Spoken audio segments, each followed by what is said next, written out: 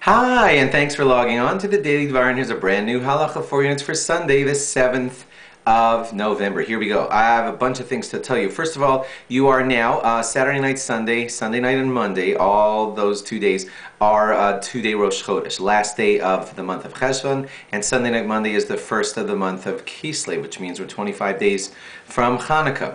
Okay, so remember, of course, all of your regular Rosh Chodesh additions. Also, more facts on I don't know about the whole world, but at least in the United States, most of the United States, the clock was changed. It was moved fall back. In the fall, we moved the clock back, and that affects you halachically. I'll tell you a few of the ways it will affect you. Earliest time for mincha has now moved 1 hour forward. Usually mincha, this is the way you calculate it, kind of, sort of, quickly. You look at the middle of the day, that's exactly the daylight hours, and you find the midpoint, that's called chatzos, and then you add on a sort of half an hour. It's not a real half an hour. It's a half of a shel zmanios.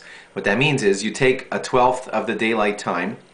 Right now in this time of year, 12th of the daylight time is a little less than an hour. Let's say it's about 55 minutes, roughly. So that's the hour for this time of the year. And half of that would be about 25 minutes. So about 25 minutes after the middle of the day, that's called Mincha Gedola, the big Mincha. And that's when that's your earliest time to say Mincha. In the Baltimore area, that's jumped to about as early as 12:30ish, or maybe a drop later. So that's the early time for saying Mincha. Of course, the last time for saying Mincha is sundown, and that too has jumped an hour earlier, so watch for that. For those of you leaving ever at this time of the year on Friday afternoon trips, you must leave yourself enough time to get to your destination for Shabbos, of course, and you must leave enough lag time so that if there's a flat tire or a traffic jam or whatever, that you will get there on time. If you leave carelessly, very close to Shabbos, you're actually violating halacha. You must always leave enough time so that you could safely arrive at your destination, even